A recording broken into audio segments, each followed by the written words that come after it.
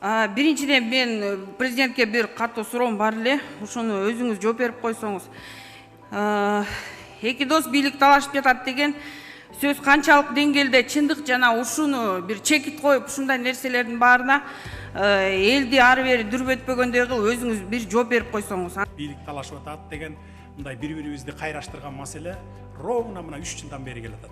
Мен бийликке келип отурган күндөн баштап бүгүнкү күнгө чейин чабыштыралы экөөнү деп.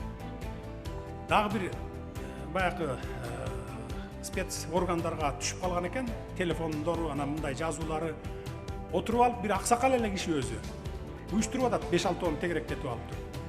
Сен дейт садырга барып туруп агасын айт, бир тууган агасын ал ушуну кат экен дейт. Мына бир жуманын ичинде ташыйып бийликти басып алган атат, мына аз калды деп айт. Ал барып айтса ишенет дейт. Сен барып аялын айт деп бир аялды жумшап атат. Сен жакшы турбайсыңбы деп баягы бир жарадар болгондорду лечитетип жүргөндөрдүн арасында жакшы болгон бир аял бар экен, мамилеси бар. Сен аялын айт дейт. Сен болсо баласын айт дейт. Баласы менен иштеп аткан турбайсыңбы? Ошону угат дейт. Ташыйып мага коюп койгула дейт.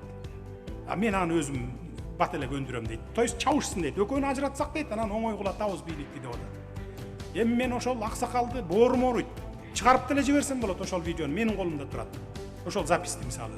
Бирок мен силердин элдин алдында набирим төккүм келбей атат да.